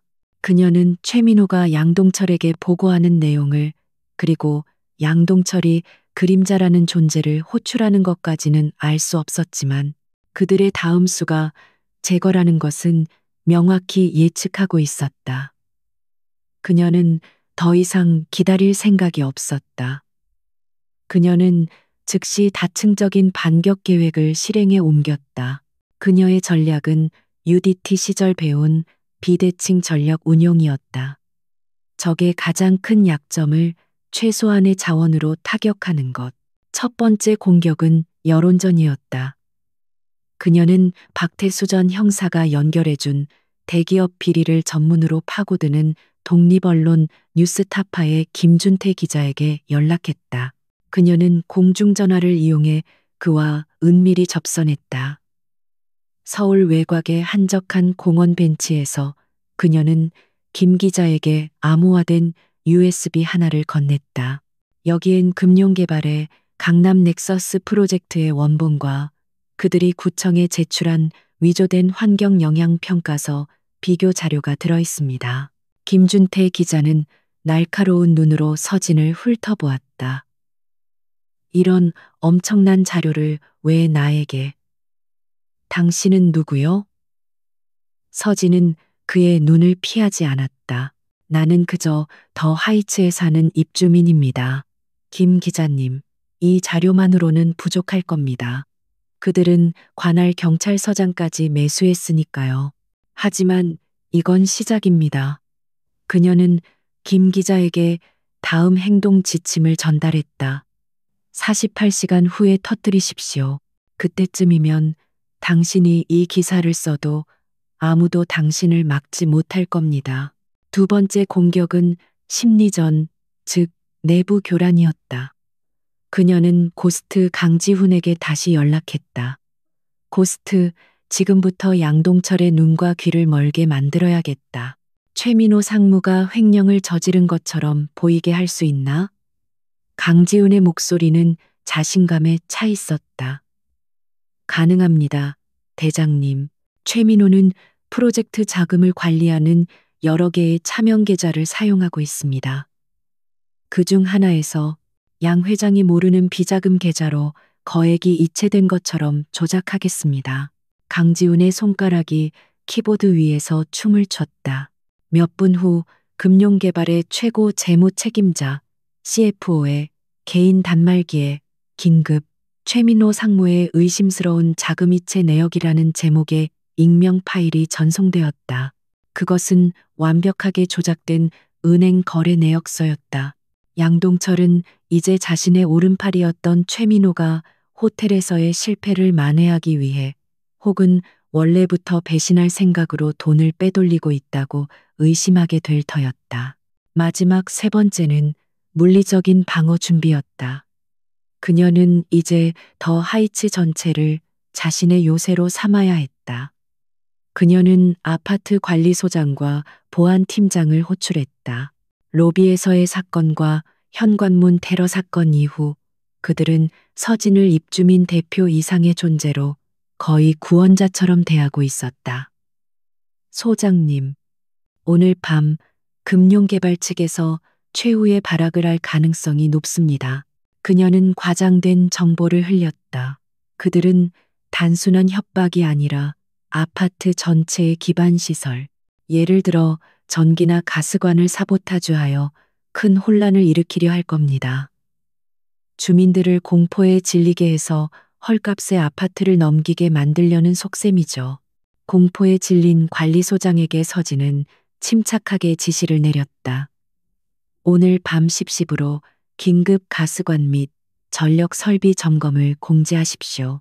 그리고 그 시간부로 건물의 모든 보안 시스템과 기반 시설 통제권을 저에게 임시로 이관해 주십시오. 관리소장은 망설였지만 서진의 확신에 찬 눈빛과 그가 겪었던 공포를 떠올리며 결국 고개를 끄덕였다. 그녀는 이제 더 하이츠의 모든 CCTV, 중앙현관 및 비상계단 통제권, 그리고 전력 차단 시스템까지 손에 넣었다. 그녀는 1701호 자신의 아파트를 미끼로 삼고 아파트 건물 전체를 거대한 덫으로 만들고 있었다. 밤 9시 50분. 서진은 1701호의 모든 불을 껐다. 그녀는 다시 야간 투시경을 착용했다. 그녀의 지휘소는 이제 1701호가 아닌 건물 전체의 CCTV를 조망할 수 있는 지하 2층의 중앙 방제실로 옮겨졌다. 그녀는 무전기를 통해 보안 팀원들을 각 비상계단 입구에 배치했다. 그녀의 태블릿에는 김준태 기자가 기사 초안을 완성했다는 확인 메시지가, 그리고 강지훈 소령이 양동철이 최민호의 횡령 증거를 확인하고 경로했다는 첩보가 동시에 떠올랐다. 모든 것이 준비되었다. 양동철은 외부의 적인 윤서진을 제거하기 위해 그림자를 보냈고, 동시에 내부의 적인 최민호를 의심하며 혼란에 빠져 있었다. 김준태 기자는 대중이라는 폭탄의 뇌관을 누를 준비를 마쳤다. 그리고 윤서진은 자신의 영토에서 완벽하게 준비된 덫 안에서 조용히 적을 기다리고 있었다. 밤 10시 정각 아파트 외부에서 수상한 검은색 밴 여러 대가 접근하는 것이 CCTV에 포착되었다. 서진은 무전기를 들었다. 작전 시작. 모두 위치 사수. 밤 10시 정각 더 하이츠 아파트 주변의 가로등이 일제히 점멸하더니 완전한 암흑이 찾아왔다. 계획된 정전이었다. 지하 2층 중앙 방제실. 윤서진은 수십 개의 CCTV 화면이 떠있던 모니터 월이 암전되는 것을 지켜보았다. 그러나 단 3초 후 비상 발전기가 굉음을 내며 가동되었고 그녀가 직접 제어권을 확보한 핵심 구역의 카메라들이 다시 살아났다. 그녀의 눈은 야간 투시경의 녹색 필터를 통해 어둠 속을 꿰뚫어 보고 있었다. 예상대로 검은색 밴 세대에서 12명의 인원이 쏟아져 나왔다. 그들은 마강식의 철거반과는 비교도 되지 않았다. 전술 조끼, 방탄 헬멧, 그리고 소음기가 장착된 기관단총으로 무장하고 있었다. 그들은 용병이거나 혹은 그에 준하는 전직 특수부대원들로 구성된 양동철의 사병, 스빙 집단이었다. 그리고 그들 앞에는 다른 대원들과 달리 비교적 가벼운 장비를 착용했지만 그 존재감만으로도 주변을 압도하는 한 남자가 서 있었다. 그림자였다. 그들은 일사불란하게 세 개의 조로 나뉘었다. A 조 사명는 지하 주차장 램프를 통해 B 조 사명는 건물 측면의 비상 계단을 통해 옥상으로 그리고 그림자가 이끄는 C조 사명는 정문을 통해 진입을 시도했다. 그들의 목표는 명확했다. 1701호를 급습하여 목표 윤서진을 제거하고 동시에 아파트의 기반 시설 전기, 가스를 실제로 파괴하여 주민들에게 공포를 심어주는 것이었다. A조 지하 2층 진입 확인. 서진은 방제실의 철제문을 안에서 걸어 잠그며 나지막이 중얼거렸다. 그녀는 A조가 방제실로 향하는 복도에 들어서는 순간 제어판의 붉은색 버튼을 눌렀다. 쿠르르릉. 육중한 소리와 함께 A조의 앞뒤로 방화 셔터가 내려왔다. 그들은 완벽하게 고립되었다. 뭐야? 당황한 그들이 셔터를 두드릴 때 서진은 다음 버튼을 눌렀다. 치익. 천장에서 하얀 연기가 뿜어져 나왔다. 소화용 할론가스가 아니었다. 그녀가 미리 준비한 인체에는 무해하지만 호흡을 극도로 곤란하게 만드는 최루성 가스였다. 좁고 밀폐된 공간에 갇힌 A조 대원들은 방독면을 착용할 틈도 없이 콜록거리기 시작했다. 그들은 무력화되었다. C조 정문 돌파 시도. 그림자는 로비에서 저항하는 보안 요원들을 서진의 지시를 받은 가볍게 제압하고 중앙 통제실로 향했다. 그는 방제실의 문이 잠긴 것을 확인하고는 즉시 휴대용 폭약을 설치하려 했다. 그는 윤서진이 이곳 건물의 신경망을 장악했음을 간파한 것이다. B조는? 그림자가 무전으로 묻자 옥상에 도착한 B조의 대답이 들려왔다. 옥상 확보. 1701호 발코니로 로프 하강 준비. 즉시 실행. 그림자는 C조 대원들에게 방제실 문 파괴를 지시하고 자신은 엘리베이터 홀로 향했다. 그는 서진이 B조를 막기 위해 17층으로 이동할 것이라 예측했다. 하지만 서진은 방제실에 없었다. 그녀는 이미 A조를 가스로 제압한 직후 방제실의 비밀 통로 설비 점검용을 통해 건물 중앙 환기구 덕트로 빠져나온 상태였다. 그녀는 지금 1층 로비 천장 위 어두운 환기구 속에서 그림자의 움직임을 지켜보고 있었다. 그림자는 엘리베이터 2대를 호출했다. 하지만 서진은 이미 엘리베이터의 제어권을 비상 모드로 전환해둔 상태였다. 그림자와 그의 부하 한 명이 엘리베이터에 탑승했다. 문이 닫히고 17층 버튼을 눌렀지만 엘리베이터는 10층과 11층 사이에서 굉음과 함께 멈춰섰다. 젠장, 갇혔다. 그림자는 즉시 천장의 비상 탈출구를 열고 부하를 먼저 올려보냈다. 그가 엘리베이터 케이블을 타고 오르려는 순간 바로 위 11층 엘리베이터 홀에서 기다리고 있던 서진이 육중한 소화기를 케이블을 향해 던졌다. 크악, 부하는 피하지 못하고 균형을 잃어 엘리베이터 지붕 아래로 다시 추락했다. 그림자는 재빨리 몸을 피해 케이블을 잡았지만 서진은 이미 11층 비상계단으로 사라진 후였다. 그림자는 부하를 버려두고 홀로 케이블을 타고 올라 11층 문을 강제로 열었다. 그의 눈에는 분노가 이글거렸다. 그는 완벽한 사냥이 아니라 쥐잡기 싸움에 휘말렸음을 깨달았다. 한편 옥상에서 하강하던 비조, 사명는 17층 발코니에 거의 근접했다. 그들이 유리를 깨고 진입하려던 바로 그 순간 서진이 방제실을 떠나기 전 마지막으로 설정해둔 타이머가 작동했다. 쏴! 17층 외벽 전체에 설치된 스프링클러가 화재 대비용이 아닌 외벽 청소용 고압 살수기, 일제히 물을 뿜어냈다.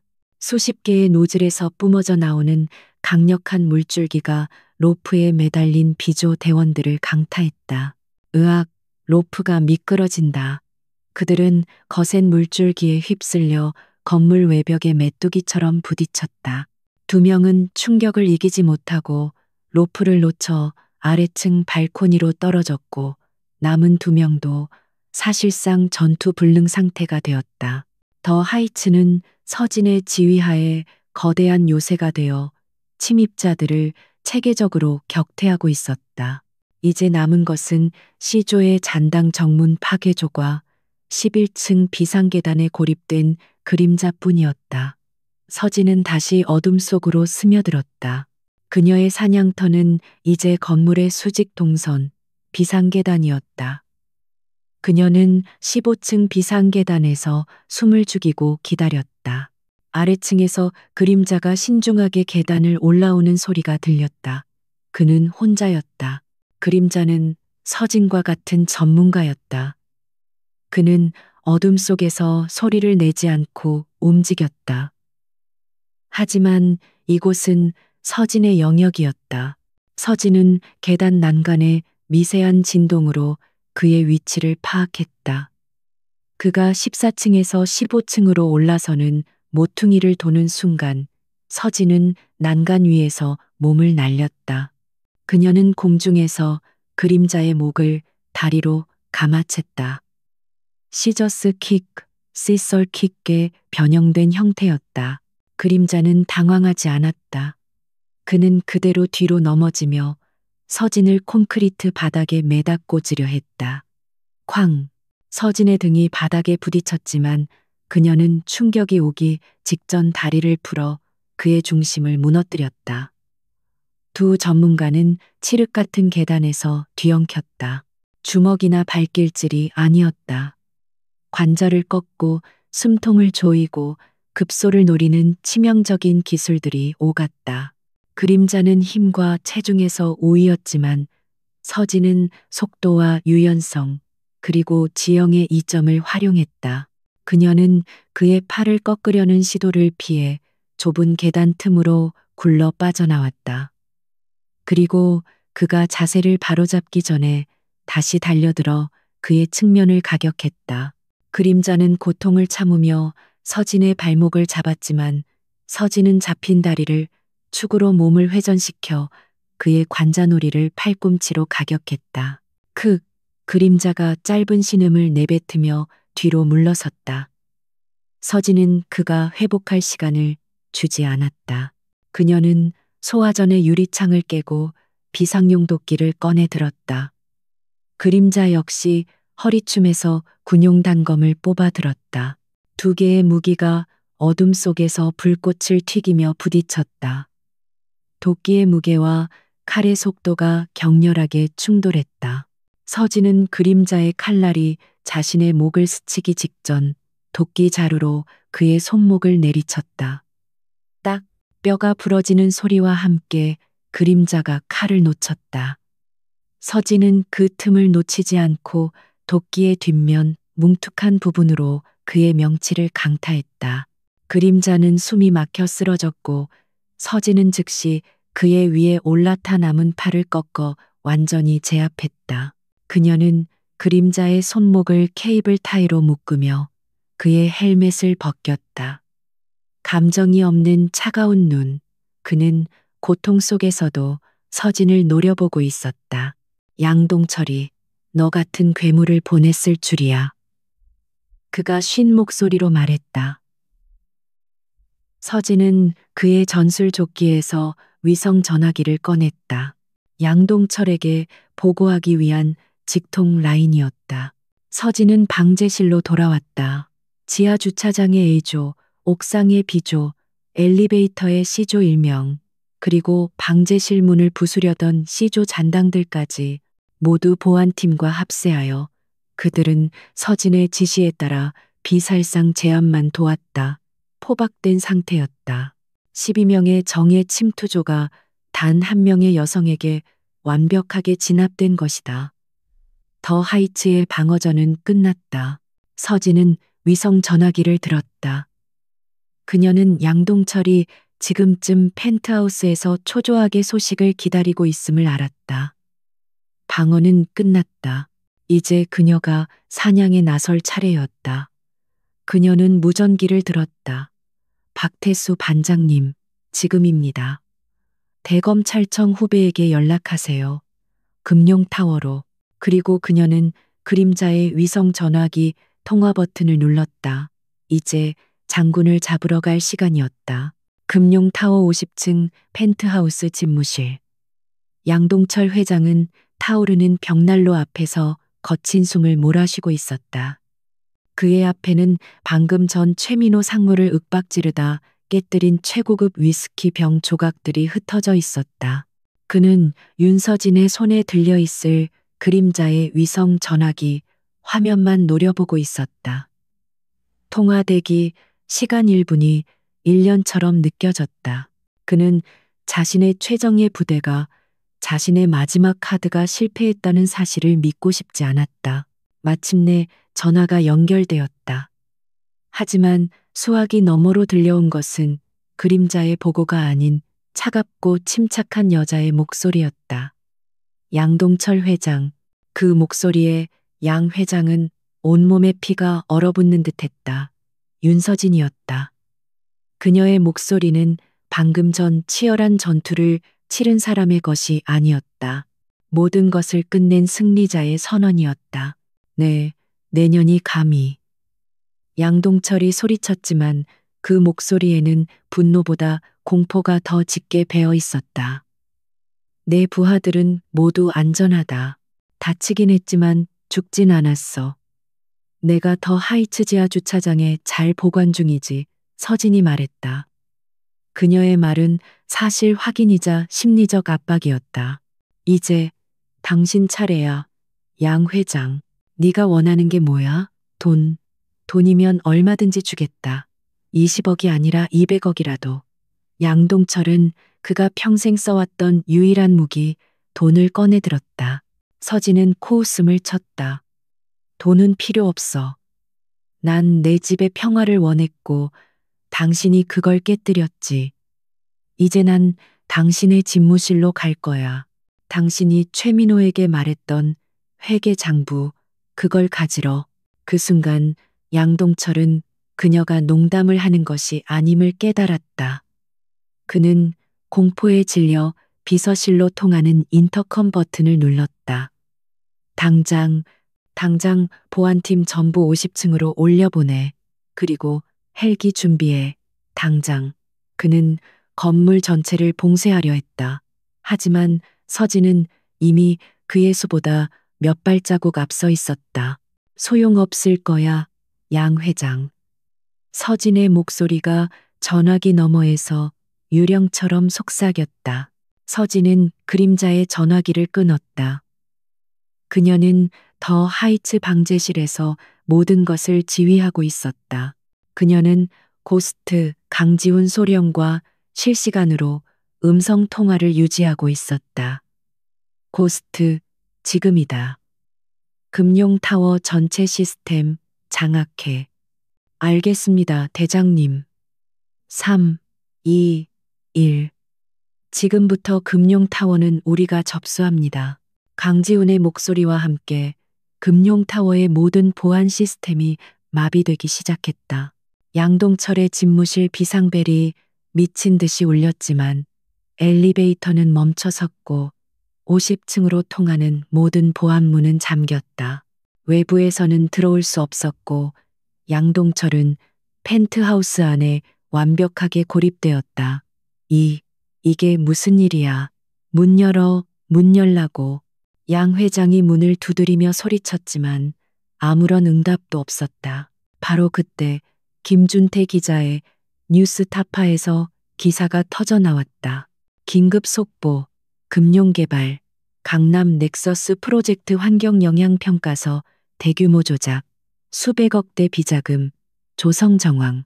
기사는 삽시간에 모든 포털 사이트 메인을 장식했다. 양동철의 범죄 제국에 첫 번째 균열이 생긴 것이다. 그리고 이것은 신호탄이었다. 박태수 전 형사의 연락을 받은 대검찰청 특수수사부 부패와 무관한 중앙수사팀 소속 검사들과 수사관들이 금룡타워 로비로 들이닥쳤다. 그들은 김준태 기자의 기사와 박태수가 제공한 내부 고발자 윤서진의 증거 자료를 토대로 전격적인 압수수색 영장을 발부받은 상태였다.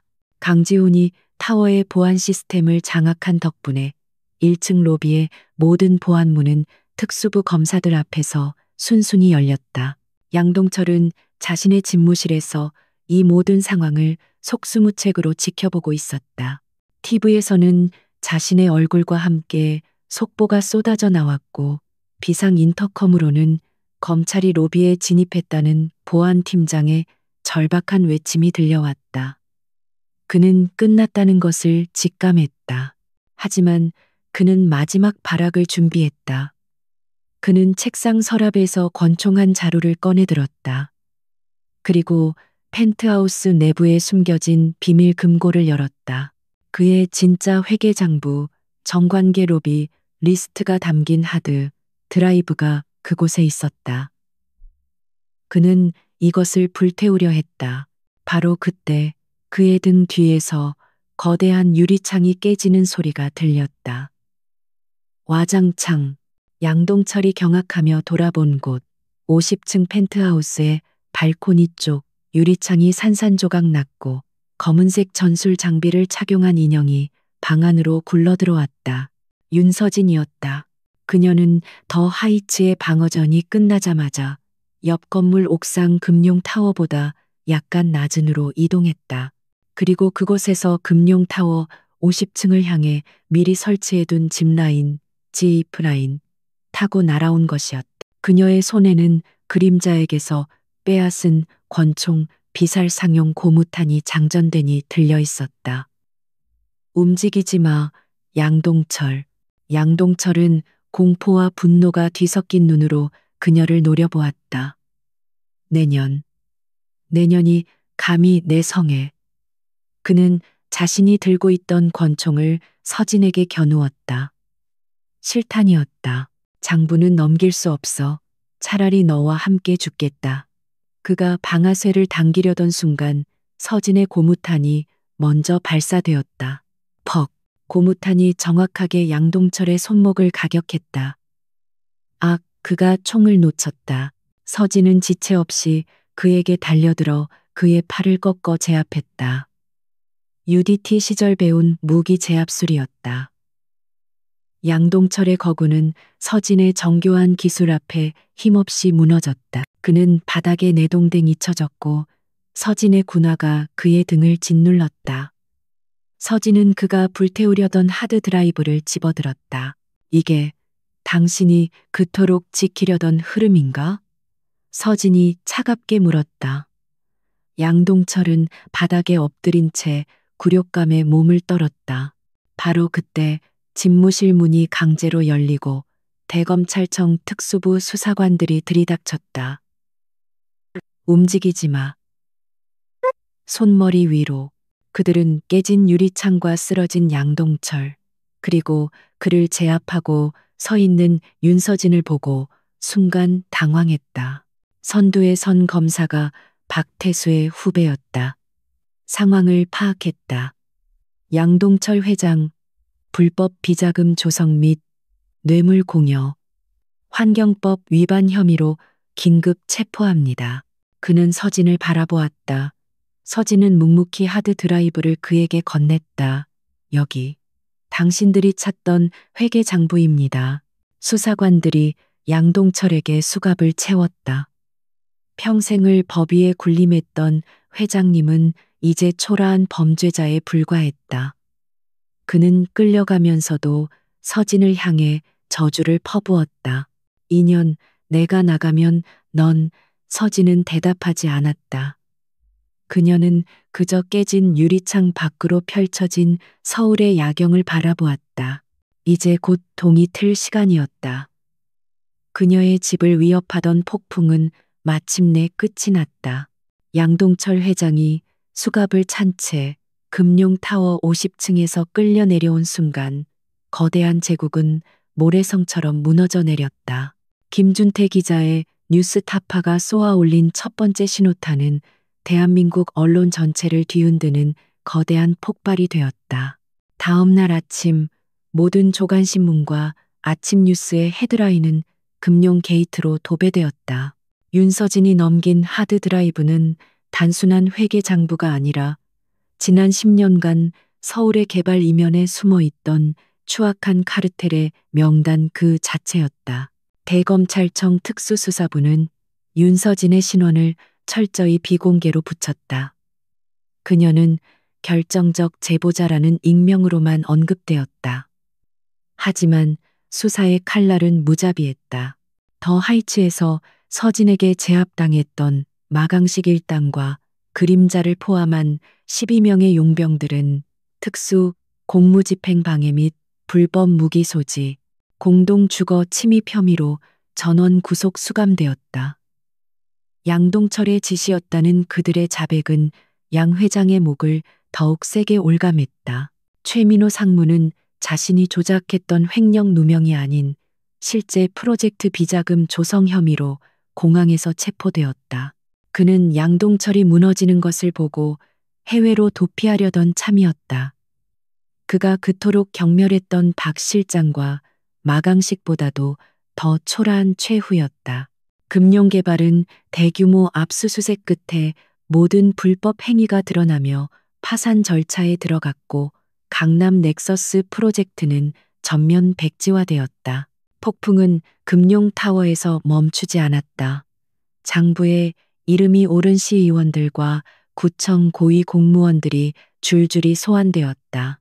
그리고 더 하이츠 관할 경찰서장은 뇌물수수 및 직무유기 혐의로 파면됨과 동시에 구속되었다. 그는 양동철의 개가 되어 충성했지만 결국 주인과 함께 사냥당한 꼴이 되었다. 이 모든 과정을 낡은 선술집 텔레비전으로 지켜보던 박태수 전 형사는 씁쓸한 미소를 지으며 소주잔을 비웠다. 자신이 현역 시절 그토록 무너뜨리고 싶었던 거하기, 자신이 믿었던 후배 검사와 예상치 못했던 한 명의 전직 군인에 의해 무너지는 것을 목도했다. 그는 허공에 잔을 부딪혔다. 윤중령, 당신의 승리를 축하하오.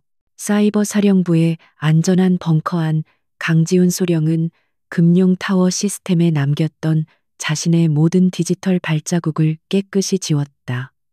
그는 이번 작전에서 자신이 맡은 역할에 자부심을 느꼈다. 그는 모니터 화면에 더 하이츠의 평온한 전경을 띄워놓고 경례를 붙였다. 대장님, 임무 완수, 건승을 빕니다. 더 하이츠의 입주민들은 자신들이 얼마나 끔찍한 위협에서 벗어났는지 뒤늦게 깨닫고 경악했다. 아파트에 용병들이 침투했다는 사실, 그리고 그 모든 것을 1701호의 그 조용한 여자가 혼자서 막아냈다는 사실을 알게 되었다. 그들은 더 이상 그녀를 평범한 이웃으로 보지 않았다. 그들의 시선에는 감사와 경외심, 그리고 아주 약간의 두려움이 섞여 있었다. 입주민 대표회의에서 그들은 만장일치로 서진에게 감사패와 막대한 포상금을 전달하기로 결의했다. 하지만 서진은 정중히 사양했다. 그녀는 그저 관리소장을 통해 한마디만 전해달라고 부탁했다. 저는 그저 제 집을 지켰을 뿐입니다. 앞으로는 이 아파트에 담배꽁초 하나 함부로 버리는 사람이 없었으면 합니다. 그 말에 아파트 전체의 금연구역은 그 어느 때보다 깨끗하게 유지되기 시작했다. 그렇게 몇 달이 흘렀다. 도시는 금융 게이트의 충격에서 서서히 벗어나 일상을 되찾았다. 더 하이츠 역시 마찬가지였다. 깡패들의 고함 소리는 사라졌고 아이들의 웃음소리가 다시 로비를 채웠다. 윤서진의 망가졌던 1701호 현관문도 새 것으로 교체되었다. 모든 것이 제자리를 찾았다. 따뜻한 봄날 오후 윤서진은 자신의 아파트 발코니에 앉아 있었다. 그녀의 앞에는 김이 모락모락 피어오르는 녹차잔이 놓여 있었다. 그녀는 저 멀리 유유히 흐르는 한강을 바라보았다. 15년간의 군 생활 동안 그녀가 그토록 갈망했던 아무런 경계태세도 필요 없는 완벽한 평화였다. 그녀의 손등에는 그림자와 격투를 벌이다 생긴 희미한 흉터가 남아 있었다. 그녀의 마음 속에도 전쟁터에서 얻은 수많은 상처들이 여전히 존재했다. 하지만 이제 그 상처들은 더 이상 그녀를 괴롭히는 악몽이 아니었다. 그것은 그녀가 누구이며 무엇을 지켜냈는지를 증명하는 훈장이 되었다. 그녀는 이국 땅의 전장이 아닌 자신이 발 딛고 선 이곳, 자신의 집을 지켜냄으로써 스스로를 구원했다. 그녀는 눈을 감고 따스한 햇살을 느꼈다. 그녀는 평범한 민간인의 삶에 완벽하게 적응했다. 물론 그녀의 평범함은 남들과는 조금 다를지도 몰랐다. 하지만 그것이 바로 윤서진이었다. 전설적인 UDT 중령이었고 이제는 더 하이츠 1701호의 가장 든든한 이웃인 그녀. 그녀는 조용히 녹차를 한 모금 마셨다. 차 향기가 그 어느 때보다도 달콤했다. 그녀는 마침내 집을 찾았다.